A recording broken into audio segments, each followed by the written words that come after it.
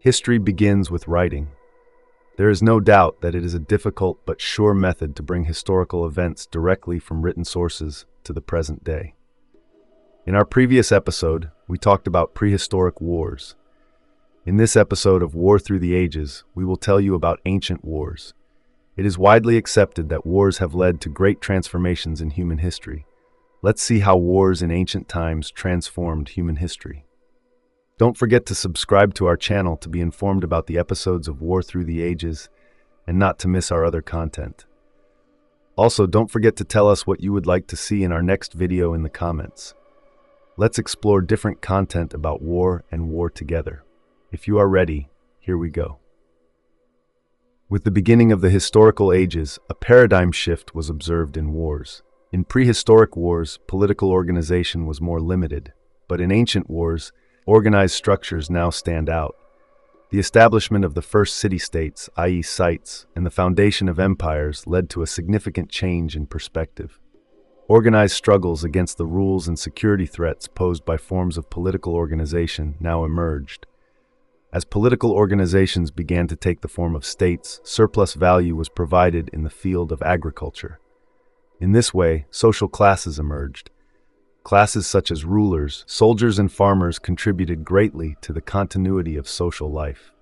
Thus, the process led to the emergence of the first regular armies. The first regular armies were beneficial for the expansion of their states and the facilitation of administration. The first regular armies that emerged in antiquity continued to use bows and spears used for hunting in prehistoric times as weapons. With the use of the horse in warfare during this period, mounted armies made a big difference to other armies. It has been observed that military strategy and tactics have also been used since these periods. As a result of the states reaching wide borders, speed gained great importance in military movements. If the central authority delayed in intervening in the events in the remote regions of the country, a political vacuum could occur. For this reason, chariots were started to be used as a solution. Thanks to chariots, distances started to be covered faster. Breeding strong horses to pull chariots made it even easier to achieve this goal. The role of chariots in warfare was similar to that of today's tanks, but different. Chariots provided tactical and maneuvering space for archer units. Fast mobility was also an advantage. Although chariots provided important benefits, they were useless in areas with rough terrain. For this reason, the states on the Mediterranean coast mainly used infantry. The tactics and strategies applied to infantry units also made them a striking force. Large groups of soldiers moving as a single unit, and the phalanx made a big difference in the literature of regular warfare. Meanwhile, horses were now strong enough to easily carry a man armed to the teeth. Archers in chariots were thus replaced by archers on horseback and light cavalry carrying spears. With the active use of horses on the battlefields, there were also new changes in battle tactics. Horse troops or cavalry could cover long distances quickly and cut through infantry. Especially with the use of armor, cavalry troops had a huge advantage over infantry in terms of both maneuver and power. While armies consisting of a mix of cavalry and infantry became the standard in most of Eurasia, a different style of warfare was developing in Europe and North Africa. The Mediterranean region is surrounded by mountains that make even horses difficult to use. On top of that, infantry could be transported more easily by sea.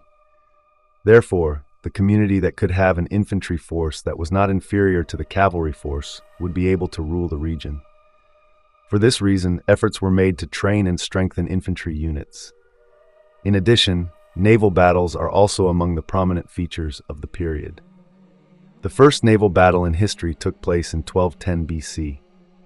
The Hittite king Shuppiluliuma II defeated a fleet from Cyprus and burned all their ships. In ancient times, ships could only be used in calm waters. There were no ships that could travel long distances. For this reason, navies were used to support land forces and carry supplies. Since there were no ranged weapons, sea battles in ancient times were fought like land battles. Most of the battles were fought by groups boarding ships. With the development of ship technology, they also started to go to the open seas. The first war in this regard is known as the Punic Wars. A device called the corvus developed by the Romans, enabled them to place a broadside on enemy ships. In this way, the Roman army formed the prominent naval forces of the period by having an effective navy. With the strengthening of political organizations and becoming a state, important developments took place in interstate relations. During this period, the first written peace treaty in history was signed. Kadesh was a city in ancient Syria and an important trade center in the ancient world. It is known as the site of the famous battle between Egyptian pharaoh Ramses II and Hittite king Muwatalli II in 1274 BC. The Battle of Kadesh was a battle in which both sides claimed a decisive victory. It is the oldest military engagement to be documented in detail. Pharaoh Ramses II's account of the great victory of Egyptian forces over the Hittites at the Battle of Kadesh was accepted as fact for centuries. Today, however, most historians regard these sources as propaganda documents rather than an honest account of the events of the time, and it is believed that the Battle of Kadesh actually ended in a draw between the parties. The Treaty of Kadesh is known as the first written peace treaty in history. Strategy and tactics were also widely used in ancient wars. The basic strategy was to defeat the opposing army, but there was a subtle detail. If the enemy king fled the battlefield with treasures, he could build a new army and become stronger again. Therefore, it was not enough just to destroy the enemy. It was also necessary to capture the king or the treasure. For this reason, tactical practices were also widely used on the battlefields. Another basic strategy was to convince the enemy that continuing the war would cause more losses than surrendering, and to come out of the war with the biggest possible gain.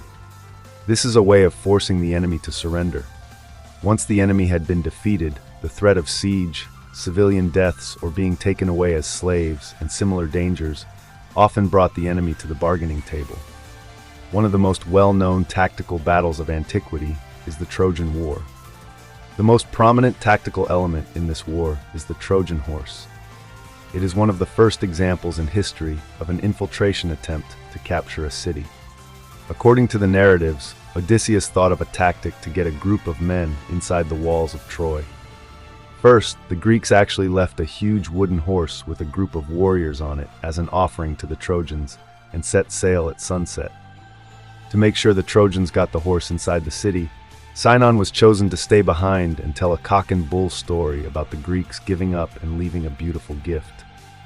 The Trojans took the horse inside the walls, but as they drunkenly celebrated their victory, the Greeks dismounted, opened the gates for the returning Greek army, and the city was sacked, the people slaughtered or enslaved. Helen was taken back to Argos, and of the Trojan heroes, only Aeneas was able to escape and make a new home in Italy. In this way, we can see that the tactics and strategies used to capture a city have been used since antiquity. This was the general picture of wars in antiquity. Wars are perhaps the most important areas of interaction in human history. For this reason, each period is analyzed separately to show how human history and the history of war are close to each other. You can help us improve ourselves by expressing your thoughts about war through the ages in the comments. What do you think? How do you think it would have felt to be a warrior in ancient times? If you were to choose a period in history, in which period would you want to be a warrior?